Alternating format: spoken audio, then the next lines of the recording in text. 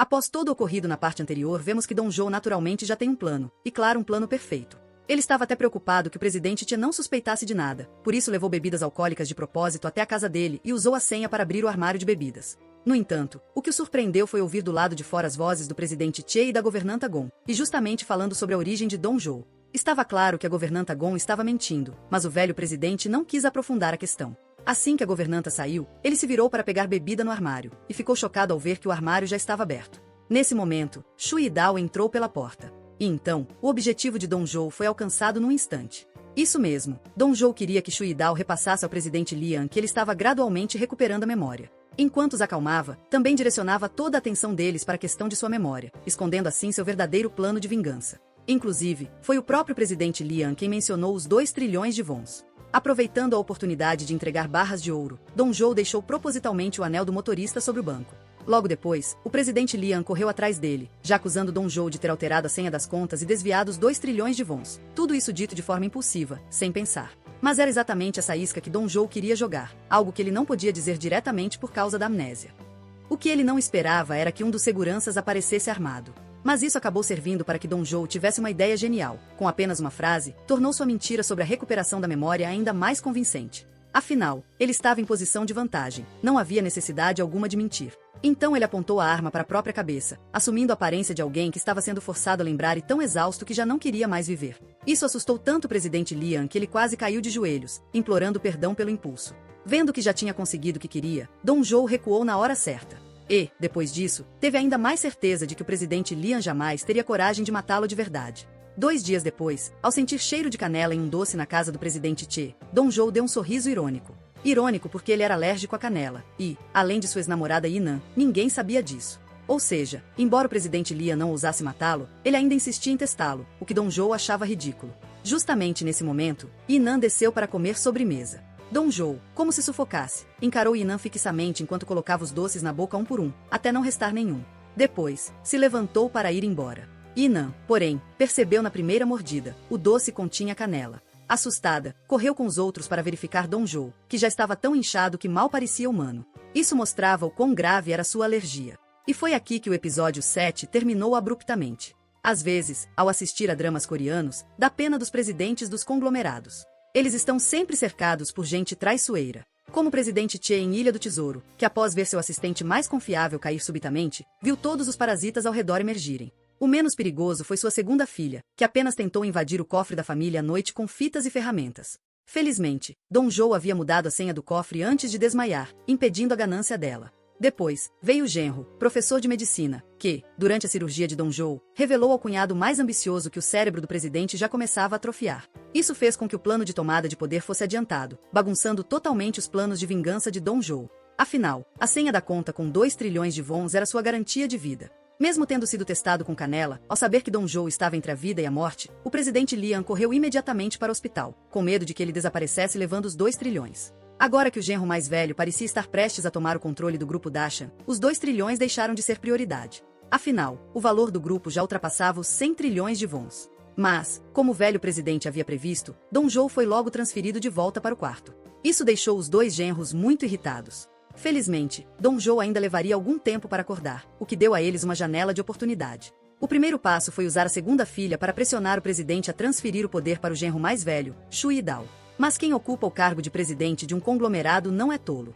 Naquela tarde, Shu Yidao ficou chocado ao saber que o presidente havia recebido o prefeito Cui da secretaria e anunciado uma reunião de conselho para nomeá-lo como novo vice-presidente, posto que sempre foi visto como do próximo presidente. Com isso, o presidente Tie deixava claro, mesmo que não tivesse filhos, jamais passaria o cargo para Shu Yidao.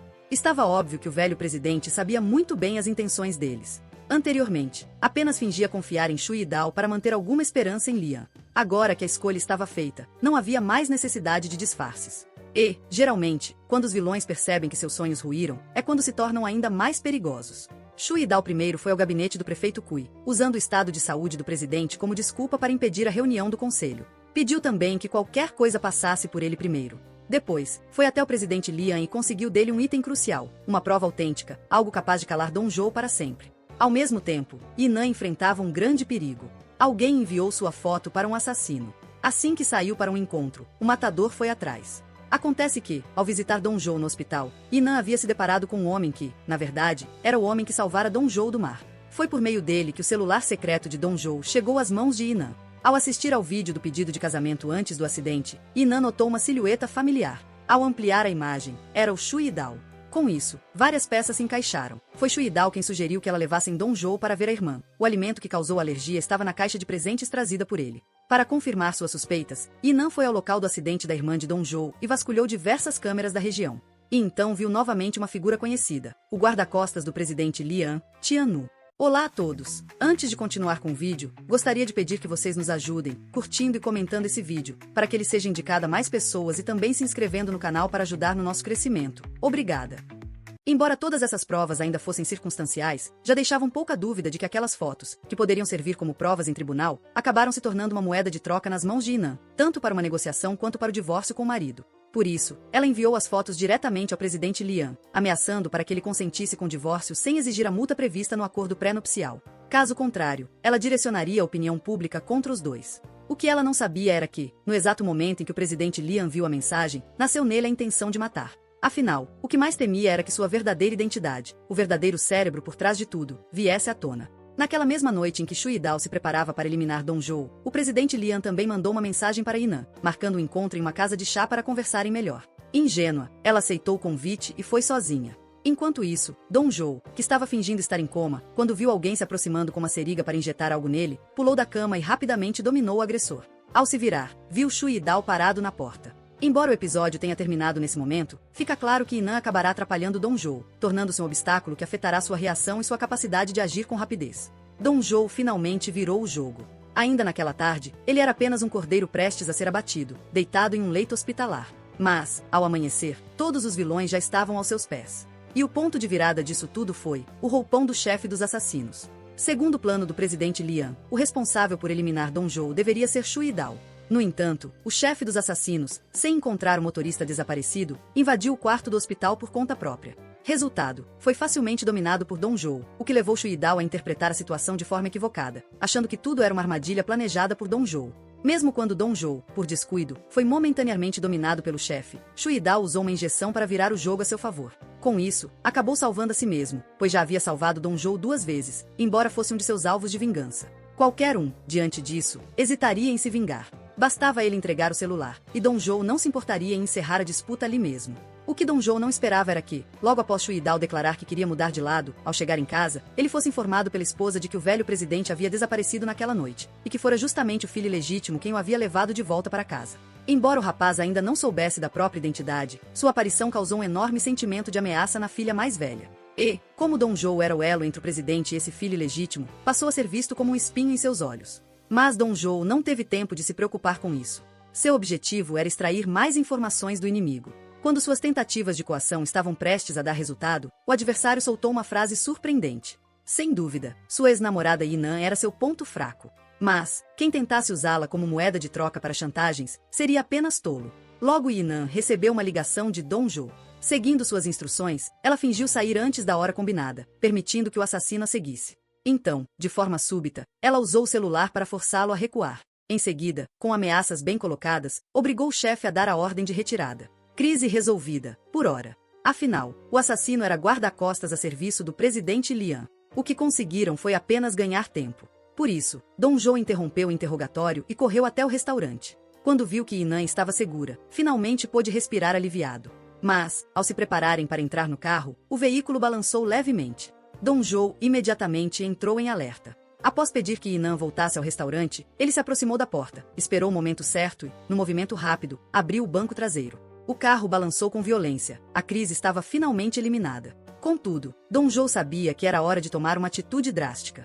Já havia perdido a irmã por culpa de presidente Lian. Não podia perder Yinan também. Então, usando os celulares de Shu Yidao e do assassino, ele ligou simultaneamente para o presidente Lian e para o guarda-costas. Justo quando o presidente Lian achava que tudo estava sob controle, pronto para comemorar, tentou entender o que estava acontecendo com os assassinos. E, do outro lado da linha, ouviu a mesma voz nas 2 chamadas. Uma declaração de guerra. Clara, direta, sem disfarces. Aquele que antes era insignificante como uma formiga, agora ousava declarar guerra abertamente. O presidente Lian ficou furioso e imediatamente ordenou ao chefe dos assassinos: não importa o preço, quero a cabeça de Dong Zhou esta noite.